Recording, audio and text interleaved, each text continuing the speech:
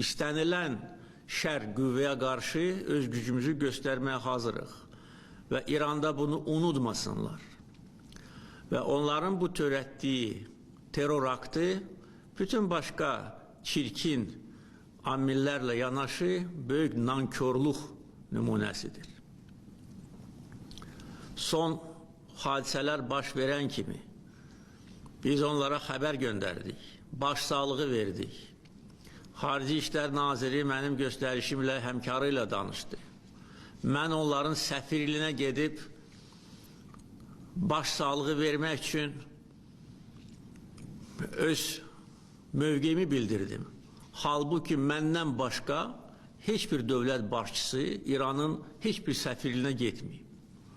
Yəni bunu qiymətləndirməmək, bunu yerə vurmaq, özlərini alçaq nankörlər kimi aparmaq heç kimə şərəf gətirmir.